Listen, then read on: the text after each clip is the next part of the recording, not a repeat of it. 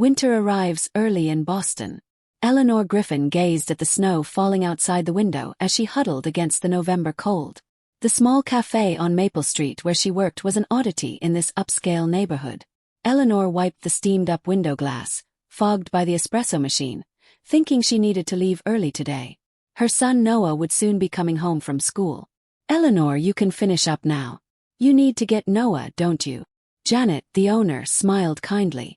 She understood Eleanor's situation as a single mother. "Thank you, Janet. Thanks a ton," Eleanor said gratefully and tossed her apron off. Her eyes looked kinda tired. Raising a 7-year-old alone was tough. Noah's dad, David, had died in a car wreck just 6 months after he was born. For 7 years, Eleanor had done it all solo. Their life was small but full of love. On her way back to her little place, Eleanor checked the mailbox. Inside was one fancy envelope with her name. She tore it open. Gold lettering on thick white paper shimmered back. "You and Noah Griffin are invited to Victoria Griffin and Richard Hamilton's wedding." Eleanor sighed. Her sister Victoria was getting married.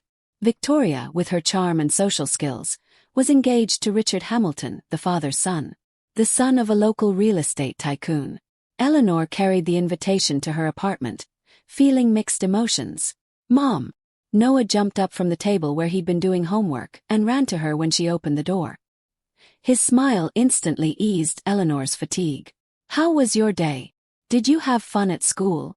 Eleanor asked, hugging her son. "Yep. I aced my math test," Noah said proudly. While making dinner, Eleanor thought about the invitation. Ever since her dad William died of a heart attack 3 years ago, she'd drifted from her mom and sister. Her mom Martha had always favored her sister and been cold to Eleanor.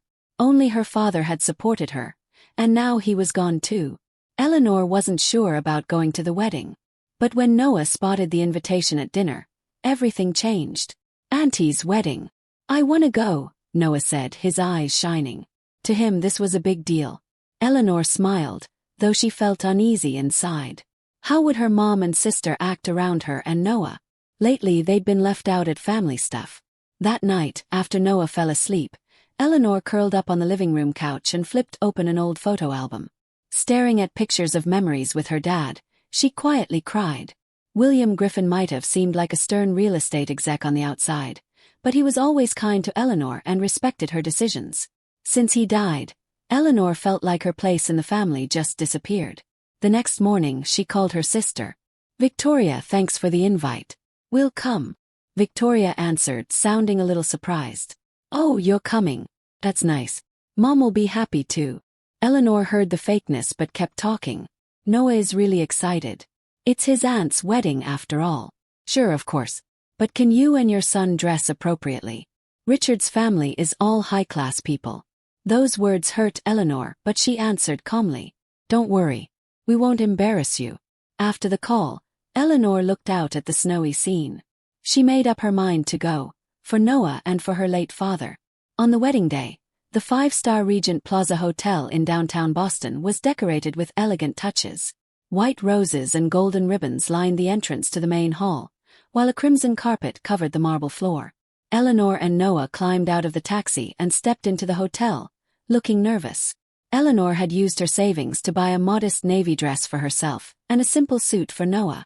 Still, next to the guests' glamorous outfits in the lobby, they seemed out of place. The women wore designer gowns, and the men sported custom tuxedos. "Mom, everyone's so shiny," Noah murmured. His eyes held wonder and a hint of worry. "They are. But we're okay. We got invited here, so we should hold our heads high." Eleanor softly put her arm around her son's shoulders. When they walked into the ceremony venue, they got led to seats at the back. In the church-like hall decked out with fancy decorations, Victoria and Richard's wedding went down in a sacred vibe. The bride, wearing a pure white wedding gown, glowed like a fairy tale princess. After the ceremony, the guests headed to the huge ballroom on the top floor of the hotel. There, a massive space that could fit 300 guests easy was done up in champagne gold. The light streaming down from the giant chandeliers overhead made it feel like a dream world. Eleanor and Noah got shown to a small table off to the side. A card labeled Griffin family relatives sat on the table, but Martha, Eleanor's mom, wasn't there. She was sitting at the head table. When the reception started, fancy dishes kept coming out one after another. Noah's eyes lit up as he tasted the gourmet food he'd never seen before. Though nervous, Eleanor felt better seeing her son having fun. A few times she noticed her mother staring, but Martha immediately turned away. After dinner and the cake cutting, the host got up. Now the bride and groom have something special planned for everyone. Music started playing and the room lights went down. All at once, a spotlight hit the table where Eleanor and Noah were sitting. They glanced up shocked. Victoria, looking stunning in her white dress, walked over from the main stage holding a mic. She wore a bright smile. Yet Eleanor felt something beneath it. "Thank you all for celebrating with me today," Victoria said warmly. "I've got one more special moment to share. Meet my sister Eleanor and her son Noah." The crowd's attention shifted to them. Noah ducked his head shyly, gripping Eleanor's hand. "My sister's raising this wonderful boy on her own. My sweet nephew. They live in a kinda different world from us." Victoria's words got some giggles from the crowd. Eleanor sat with a stiff expression. She could tell what was coming next. "So today I want to hold a special charity auction," Victoria announced loudly. "This single mom and her poor kid as a package deal. Anyone wanna buy them?" The place burst into laughter. Folks dressed in fancy brands were cracking up like they were watching a circus act. Tears started welling up in Noah's eyes. He looked up at Eleanor, his voice trembling. Eleanor tried to stand, but froze at what happened next. Martha stood and took the mic from Victoria. "Let me add something. This auction could start at $0, Martha said with a laugh. "Because I don't think they're worth a thing." Again the room filled with laughter. Eleanor's chest burned with anger and humiliation. Noah was now sobbing openly. Seeing his small shoulders shaking, Eleanor came to. "Come on, Noah," she said softly, taking her son's hand to stand. Just then, a low but firm voice rang out from the back. $1 million. The room went still. All heads turned toward the voice. There stood a composed gentleman.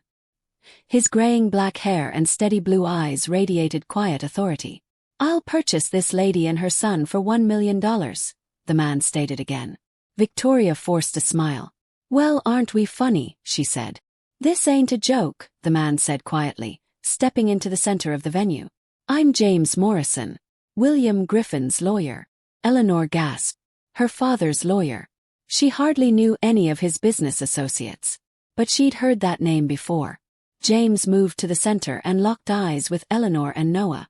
A faint smile tugged at his lips. Then he slowly turned and fixed Victoria and Martha with an icy glare. "Want to keep this auction going?" He spoke softly but firmly. "Or should we get to the truth now?" At James Morrison's words, the grand ballroom fell completely silent. Only the chandeliers' glow lit his calm face. The groom, Richard, gave his fiancée Victoria a puzzled look while his grandparents exchanged worried glances. "Before I begin, I owe you an apology." James turned to Eleanor. "Ms. Eleanor Noah. I'm deeply sorry for revealing the truth like this today. But this was what the late William Griffin wanted." Eleanor hugged her son tight, staring at James with a look that mixed worry and confusion. Noah had stopped crying, but his little body was still shaking. "Cut it out." Martha spoke up sharply. Her face twisted with anger. "Who even are you? My husband couldn't have had a lawyer. All his legal stuff was handled by Carter and Smith." James pulled an envelope from his suit's inside pocket with a soft smile. "You're right, Martha. But around 10 years back, William started asking me for advice on personal stuff, especially about his real will." "That's not true," Victoria yelled. "Dad's will was already carried out. Everything was done by the book." James carefully opened the envelope and pulled out a notarized paper. "Sure, the obvious will was followed. But this here's the actual legally binding last will. William, for private reasons, made 2 wills." He held up the document and pointed to the screen in the room. The contents appeared on the display. Under the heading William Griffin's Final Will and Testament, dated April 15, 2019, detailed terms were listed. The late William Griffin clearly expressed his intention to leave 85% of his total assets, including all Griffin real estate shares and personal property, to be divided equally between Eleanor Griffin and his grandson Noah Griffin. A murmur rippled through the crowd. Martha and Victoria turned pale and exchanged looks. Richard's father gripped his son's arm and whispered in his ear. James continued. The remaining 15% was allocated as living support for Martha Griffin, with no additional entitlements. Full control of Griffin real estate would transfer solely to Eleanor. He then produced the next document. This is a record tracking asset movements over the last 3 years. It shows proof of illegal money transfers by Martha and Victoria. The screen showed a messy bunch of numbers and bank statements. James kept explaining without emotion. Before William had a heart attack, he'd been stressed about his health. He also fretted about what could happen after he died. Especially that Eleanor and Noah might get screwed over. Tears filled Eleanor's eyes. She never realized her dad had been that concerned or planned things so carefully. She remembered the warm feeling whenever she looked at her father's photo. William told me what to do. After he died, I was to watch Martha and Victoria for 3 years and collect evidence. And to reveal the truth when the time came, James said. He was proud that Eleanor stood on her own. That's why he wanted her to succeed by herself. But he also needed to be sure she'd get the inheritance she deserved. Martha stood up, shaking with rage. This is ridiculous. I was William's wife. His company shares belong to me. That's not legally right, James said calmly. This will is completely valid and already filed with the court. In fact, a judge is here today. He nodded at a stern-faced man in the corner. The man gave a slight nod. This is pure fraud, Victoria shouted. We did nothing wrong. James held up the last envelope. Well, should we hear William's own words? He took a letter from the envelope and began reading quietly. Dear Eleanor and Noah, if you're reading this, it means James did what I asked. You're probably really confused right now. First, I'm sorry. I owe you an apology for hiding the truth these past 3 years. But there's a reason. I had to make sure you were strong enough to raise Noah. And I needed to expose Martha and Victoria for who they really are. They've been manipulating me for years, trying to steal the company's money. When my health failed, they'd already made plans to kick you out of the company and cut you out of the inheritance. But you're my true successor. Your honesty, strength, and above all, kindness. These are what really matter in business too. Noah's growing up to be a wonderful kid. That's all thanks to your love and devotion. Griffin Real Estate is yours, Eleanor. And one day, it'll be Noah's. No matter what your mother and sister try to do, this will is legally binding. Trust James. He's my most trusted friend and will protect you. Finally, one last thing. I'm so proud of you, Eleanor. And Noah, Grandpa's always watching over you. Love, Dad. When James finished reading, the room fell completely silent. Tears rolled down Eleanor's cheeks. Noah glanced up at his mom with a curious look. Mom, did Grandpa remember me? He asked quietly. Eleanor hugged her son and answered, Yes, of course. Grandpa always adored you. The color had completely drained from Martha and Victoria's faces. Richard's dad stood up and snapped angrily. What's this? I was gonna have my son marry into a family of liars. Richard gaped at Victoria in shock. His eyes showed the hurt and rage of betrayal. James walked up to Eleanor's seat and whispered, Ms. Eleanor, Noah, let's get out of here. All the legal stuff is already handled. There's still so much you gotta know. Eleanor stood up and took Noah's hand. She scanned the venue with quiet dignity. Her mother and sister no longer existed in her vision. What filled her heart was gratitude toward her father and determination for the new life beginning. James's black sedan slipped away from the plaza's back entrance. Riding shotgun, Eleanor gazed at the city lights while covering Noah with a coat as he slept soundly in back. A whirlwind of emotions stirred within her. Love for her father, anger and sorrow toward her mother and sister, and above all, the staggering realization that everything had been false. You must be worn out, James murmured. I booked us a hotel for tonight. The legal stuff kicks off tomorrow, so rest up. Eleanor took a deep breath, then asked, Why didn't Dad tell me anything? James hesitated before saying, He was protecting you. He saw through Martha and Victoria's games but played it cool. When his health declined, he knew their next move. 3 years, though. That was his call. He wanted you to find your own strength. And let Martha and Victoria dig their own grave. James kept staring at the road as he spoke. He knew you'd raise Noah just fine. And he knew you had what it takes to run the company. Eleanor wiped her tears. I never knew Dad believed in me this much. He was always proud of you. He'd tell me Eleanor's tough. No matter what, she'll stand her ground. The next morning, Eleanor went to James's office with Noah. All the legal papers were ready there. Court orders, temporary injunctions, asset freeze docs. James had it all ready. William's will has already been filed with the court and verified, he explained. The judge who was there last night has also signed. Martha and Victoria's assets are frozen, and all shady money transfers they made don't count anymore. So what's next? Eleanor asked. Noah was in the next room, getting a book read to him by James's assistant. First, you'll get control of Griffin Real Estate. All company accounts will be handed over to you too. We'll make sure Martha and Victoria pay back every dime they took. Eleanor buried her face in her hands. Can I really handle such a huge company? James smiled. You majored in business administration, didn't you? William knew everything. He knew you crushed it in business school. But real-world experience. There's already an amazing team. And I've got your back too. William made plans for this as well. In the coming weeks, Eleanor's life totally transformed. Legal battles started, but the evidence James had gathered was overwhelming. Martha and Victoria lost all their stuff and had to pay back the company money they'd stolen. The engagement to Richard was called off, and Victoria totally vanished from high society. Martha did too. They had to move out to Boston's suburbs and live low-key. Noah switched to a new school. Eleanor started showing up at the company daily as Griffin Real Estate CEO. Though things were shaky at first, her leadership skills slowly won people over. You're William's daughter. You got his smarts and heart, one long-time exec said, and Eleanor just smiled. About 3 months after taking over her dad's company, Eleanor invited James over. They'd started talking not just about work but about their lives too.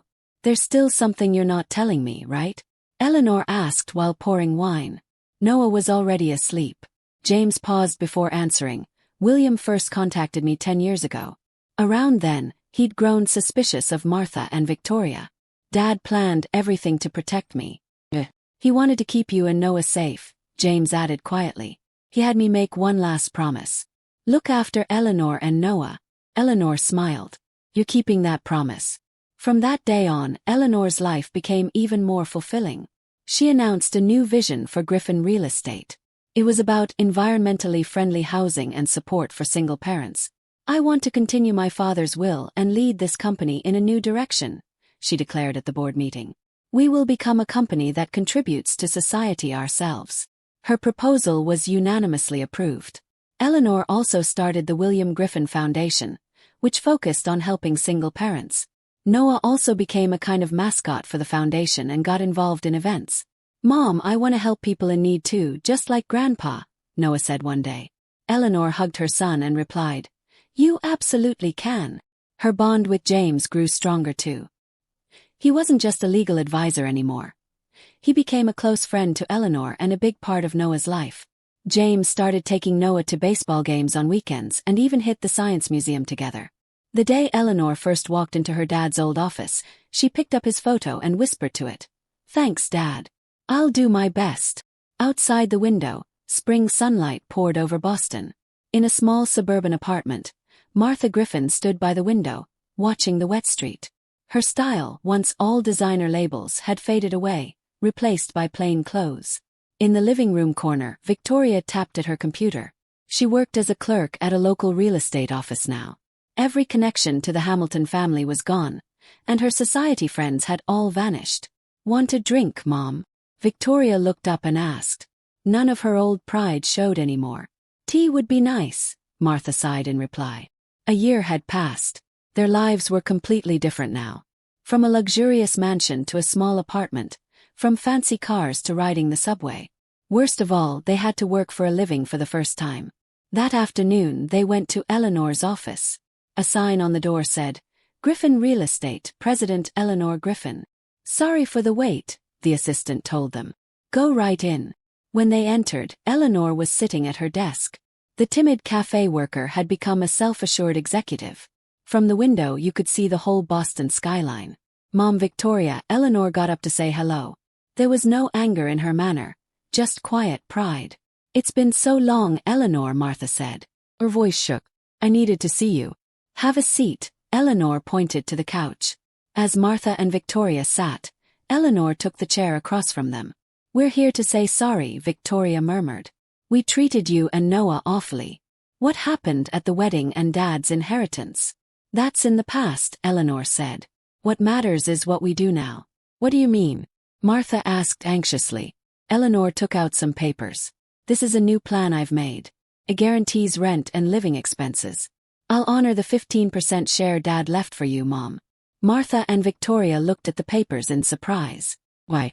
Victoria asked with tears in her eyes. After what we did to you, Eleanor looked out the window. Because that's what Dad wanted. He believed in family. And for Noah, his grandma and aunt are important. They both fell silent. But there's one condition, Eleanor added. Meet Noah once a month. He has a right to know his grandma and aunt. Tears ran down Martha's eyes. For the first time, she truly loved her grandson. On Christmas night, Eleanor's new home glowed with warm light. Around the Christmas tree stood Noah's friends, Griffin real estate co-workers, and special guests like Martha and Victoria. Cheers, James raised his glass to an amazing future. Eleanor smiled while looking at him. Their relationship was slowly changing from business partners to something special. By the snowy window, Noah held up his grandfather's picture. Mom, I never met Grandpa, but he must have been a great guy, right? Eleanor hugged her boy. Yeah, your grandpa was the greatest. And even now, he's watching over us. Outside the window, snow kept falling softly on Boston.